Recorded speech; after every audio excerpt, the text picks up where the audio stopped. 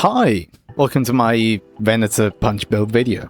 Before we even start, I need to thank the guy that made the mod for Solid Snake Venator, which actually looks gorgeous. The guy's name is What a Shame. He made this mod on the Deadlock mod manager, I believe. You can easily find it just by searching on the top bar. Easy to install everything. You just search up the mod manager online and you'll be good to go. Alright. So other than being really flavorful because we're playing a Solid Snake and we're sneaking around and killing people without them knowing, why would we want to play this build? One of the strongest parts of Venator's kit is obviously Gut Shot, because we get to shoot people into walls and stun them so that we can follow it up with a strong, heavy melee. In this build, we're foregoing the ultimate and the 1 so that we can put more power on our 2 and building some more tech so that we can one-shot people using, for example, melee charge and echo shard to obviously repeat the process at least once more.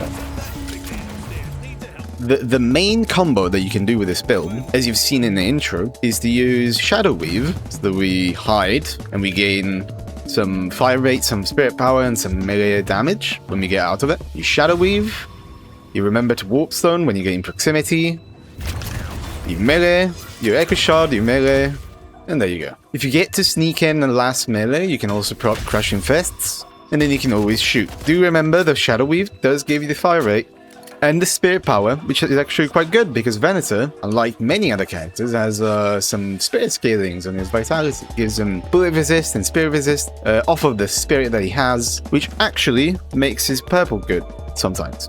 Now, other than that, we're doing some stock standard greens, including enduring speed, because this is basically the slowest character in the game. We need some movement to get around. It's actually not a bad idea for me to include stamina mastery, because this character kind of needs it. You can experiment with it, I think. But we are investing a lot of money on gun, close quarters into point blank, or I should say close quarters into melee charge into point blank. We are leveling at the start 2 points in 2. We're obviously unlocking 2, then 1, then 3, and then our ultimate. 2 points on 2 because we do need a cooldown on the ability because we are doing melee charge and point blank. We kind of want to stay behind veils or any place on the map that can actually be fruitful for this. And then we're getting our greens with enduring speed and warp stone so that we can finally do our combo. After we get 2 points on Gut Shot, we can usually get 2 points on Iradomini, and here you can kind of choose whichever you think is best. I kind of prefer to do ultimate, even though we're not really playing for the ultimate. It's just a really good ability to have early game. And then we can max our 2, or we can put some points into 3. Because we're not building any kind of charges or anything for our grenade, we will not be leveling grenade until the really end of the game. So we do 3 points on ultimate, we finish our 2, we get 3 points on our 3, and then we get 3 points on our 1. And we can do a lot of damage with our Gut Shot and our combo. But we're not there yet, because we're missing some key pieces. Like, as we said, Shadow Weave and Echo Shard. Now we're fucking assassins. We can finally embrace the power play of being Snake in Deadlock. Indomitable for survivability. You can kind of delay this if you prefer Spirit Resistance, or Spirit Resilience, I should say. Spellbreaker is actually another really good choice. And then, depending on how the game is going, Glass Cannon is usually our best form of raw damage that we can get. If we're really doing good, and we can kind of snowball off of that, Glass Cannon is really important. Otherwise, we can delay it, do Crashing Fists first, and maybe we can do something along the lines of Spellslinger instead. Then for survivability and killing people, you're gonna need Vampiric Burst. At this point in the game at 43k, we kinda need to have won the game by that point, otherwise any other Venator build would have worked even better. So we should be doing some more tank instead of really going for carry potential. So we're doing Spirit Resilience, we're doing Spellbreaker, Phantom Strike, we can remove Warpstone for that, and then we have Unstoppable, we can remove Shadow Weave for that, and finish with Juggernaut. At this point, we are left with 1 slot. You can kind of fill in the gaps with anything you want. As I said before, Spellslinger is a good choice. If we want to do more supportive, Crippling Headshot always works, because we are applying it to any enemy we hit, and it's very good for our team. Otherwise, something along the lines of Inhibitor, Silencer, or some other protective item like the Spell Magic or Counterspell can even work. Alright, now we're going to jump into a game and see how this build actually plays out. Alright, here we are.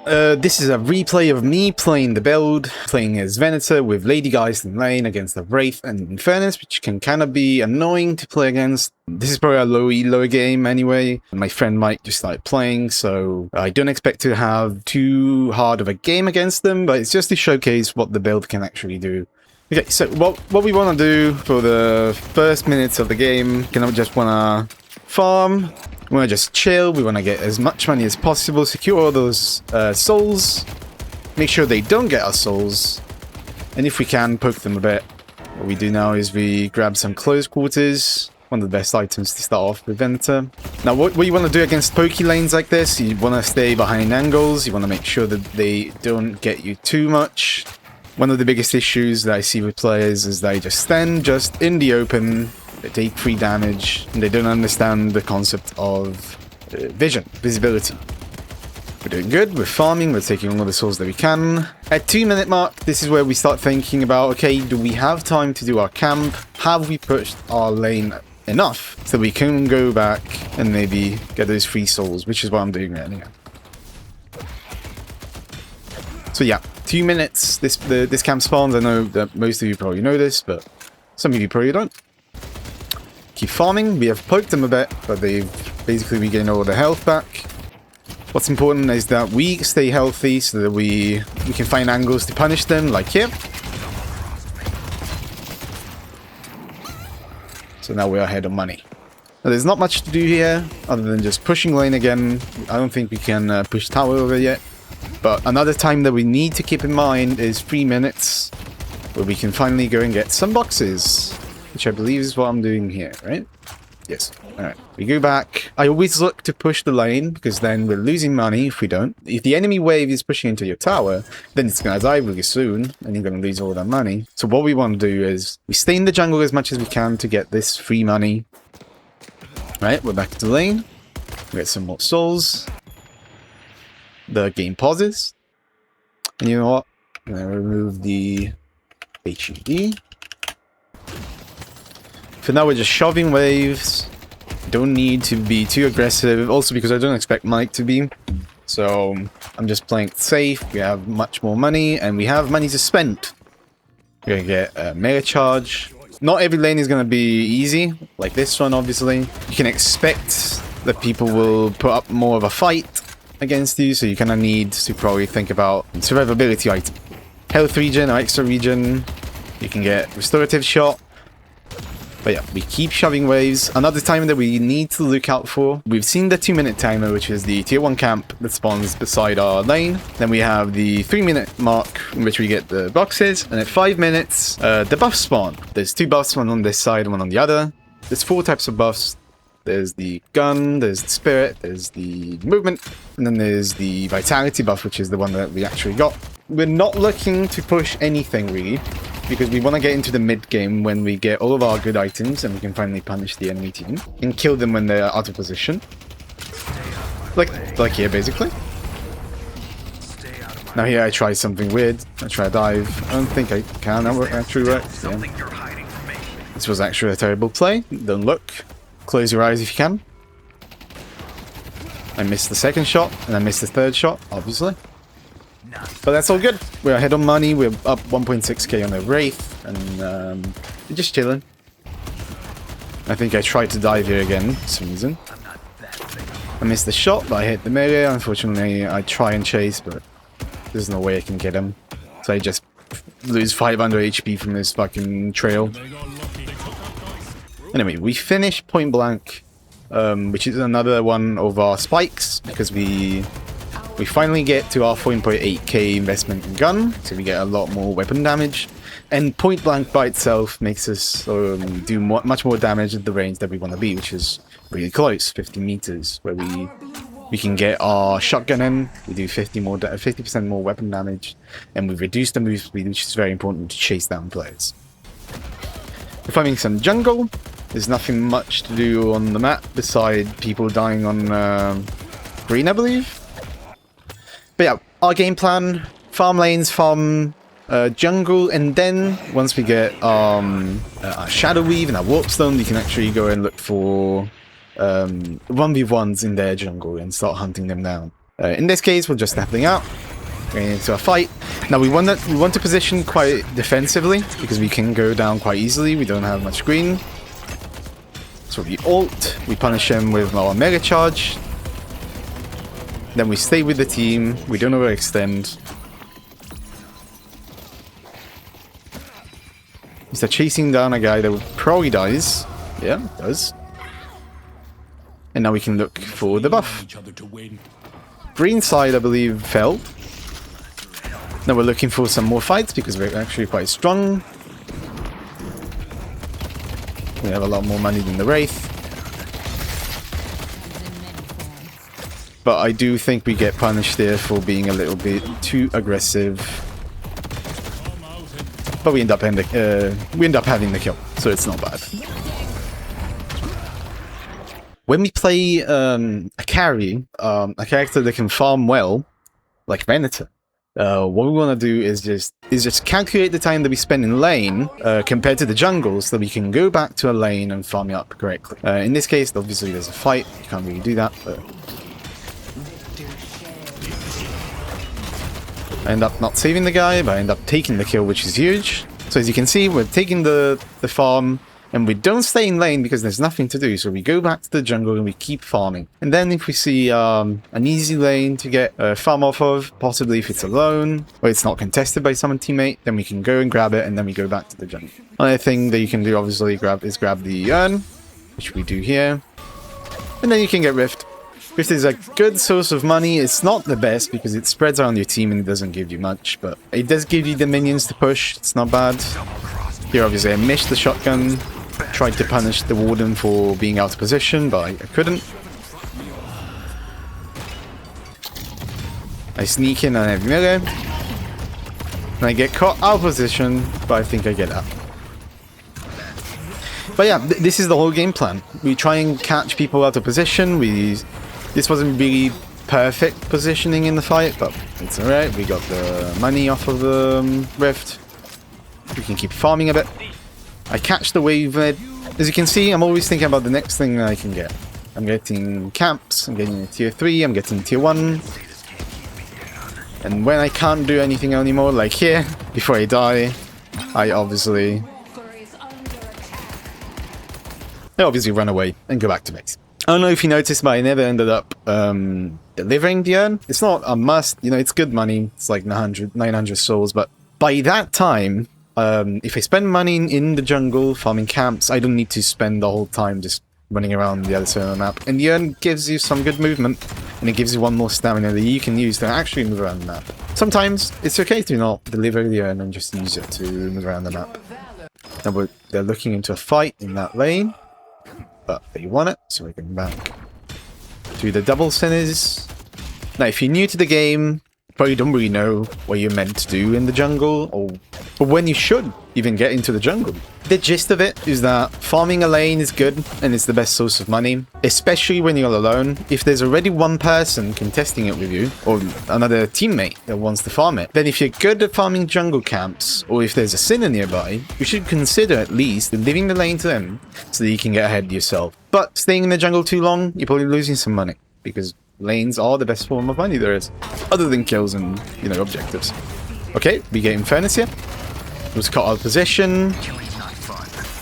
We obviously kill him with our ultimate, which we maxed, so all the shots are blessed, so we deal true damage. Then we go back to farming. Now we're really ahead. We're doing 15k against the whole team, which is like on 12k or below. Our Victor is doing well as well. We're quite ahead on money everywhere. And we do have some money to spend. But yeah, around the 16-17 minute mark, we end up getting Shadow Weave. I think I'm waiting to buy even Echo Shard or something.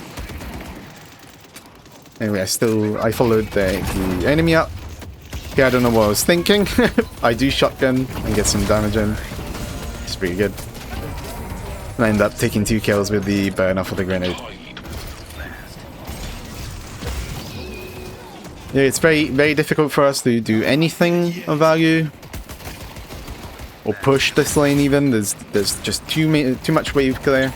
It's just, you know, easy to go back, pull back, get some money, and buy what we need. We don't have money to buy both items, but I think that's alright. No, we're kind of fed. We have a lot of money. We have a lot of damage. We can start looking into their jungle. Start punishing them if you want. But without Shadow Weave, it gets quite messy because they can't actually spot us on the map. So we can kind of wait to grab the Shadow Weave and then do that. Now we hear an Infernus being around. We stun him. We missed the second one, but that's alright. I think we can get him. I just get annoyed about the second shot not hitting, so I just pull out my fucking gun. I think that's alright. And now we finally have money for our Shadow Weave. Now here we hear the Wraith, so we pop the Shadow Weave. She can't hear our footsteps, and she can't see us. We get in, and we punish her. First melee in, second melee in, it's insane damage. The damage combined with melee charge together with Shadow Weave's melee damage, it just makes us one-shot. It's just a lot of damage. Comparing our money to her, obviously, she probably doesn't even have that much green. Yeah, she doesn't. She only has extra regen and extra health. But this is what the builds want. The build wants. Find people out of position when they're farming in the jungle. Now, if you notice, we're way ahead of money, so this is quite an easy game to play. But we are taking our time. We're not greening anything, because in this game, comeback is a real thing. Exactly like many other MOBAs, but even more here, because there's a lot of catch-up mechanics. We don't really want to greed for anything. We grabbed 2 of their walkers, which is fine. But we're just trying to catch people out of position like him. He was lucky to have dashed just before my shotgun. But we get the kill.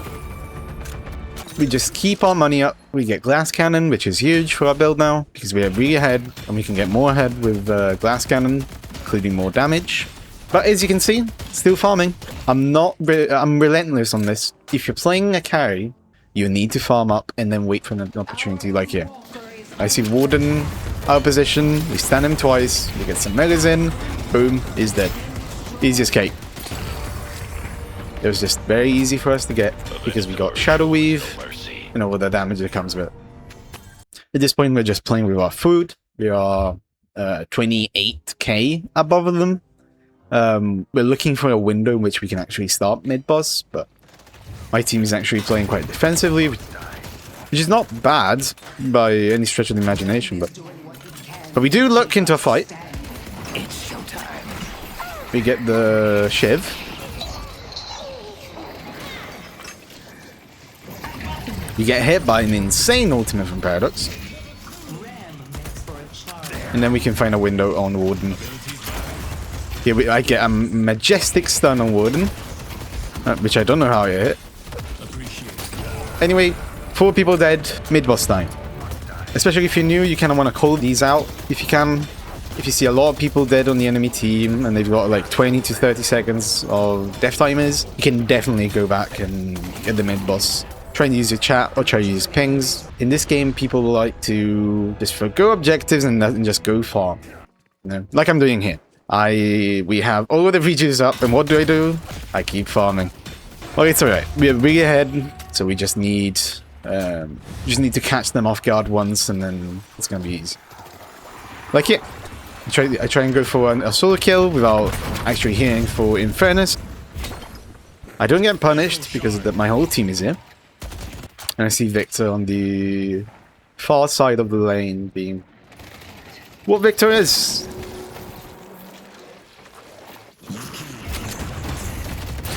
I got beautiful double kill here with that stun. If only Wraith actually heard my melee coming, I would probably be dead there, honestly. But it was just a fun thing to see. This is really low Punisher build because people don't know how to parry in fights and are quite scared to do that. But it's easily one of the most fun builds I've ever played, especially on Venator. At this point, we are like 14-1-7. We can kind of kill anybody if we want to. Now, I do see a fight breaking out, a big fight breaking out in the other lane. What I do is I try and push a bit. This build doesn't really push things well, obviously. Which is why we just run away from the Paradox. And we Shadow Weave. Because obviously we want to get a kill here. We get close, we do the combo. We get the first melee in. We don't get the stun, unfortunately. But we do have enough damage from the Glass Cannon to just finish her off like that. And then we run away, we see the Shiv, so we jump off. the first stop. This wasn't a perfect game from me, obviously. There's some things that could have been better. But it just shows you the power of a build like this. Here, Wraith probably heard me or something. Because she was finishing all the Sinners. And I tried to be sneaky about it. But I don't think anybody came. They just grab it. At this point, the enemy team is really scared to be in their own jungle. For good reasons. So I'm just looking to be really sneaky. And maybe catch someone off guard. But I don't think I end up getting anybody because I hear Wraith on the other side. Or Paradox, I should say. I try and get close to her, but I see Ivy. I don't remember if I kill her here. Yes, I do. I get the kill. We proc the Indomitable so that we go and get silenced. We go back in because I see my whole team is here. We pop the ultimate. Get good damage on Infernus. And then we run away. It's just easy like that. You can just run in. You're so tanky because you've got Indomitable, you got Warpstone, you got really a high number of resistances, you know. And then you get such a big burst of damage that if you're ahead, it just makes it impossible for the enemy team to do anything. We got a great stud on Warden. I don't think it's enough. Or maybe it is. I can't remember if we get in that. No, we don't. Which is unfortunate. But did you see the burst on that? Absolutely insane. We dodge Ivy's thing there. With disarm, so we just look for mirrors here. Which is a bit greedy. We almost got parried there. But look how tanky we are. It's just insane. Unfortunately, we die from the burn. As we respawn, our team has done the first side of the Hidden King, the first phase. That's going to be easier for us to win the game of that. And we go back in, and we finish them off with an insane game in which we finished 16-8. Or even more, probably. Try and get the stun, we don't. But did you see that burst from the fucking not the crippling headshot, I can't remember the name of the item. Crushing Fist. You see the burst on that? It's just insane. We missed 2 of the 3 shots from your Domini, but that's fine. We try and get the stun, we do. And the guy's just dead. Nothing you can do there. Try and catch Ivy if we can. I think we Warpstone here.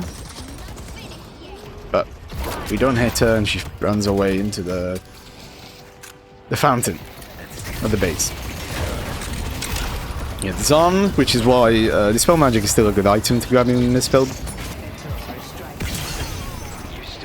Anyway, that was just an easy game to showcase to you the power of the build. Even if it's a low elo game, like a normal game to play with a friend, you can definitely have fun with it. Thanks for watching. I hope I'll see you on our next build that we do.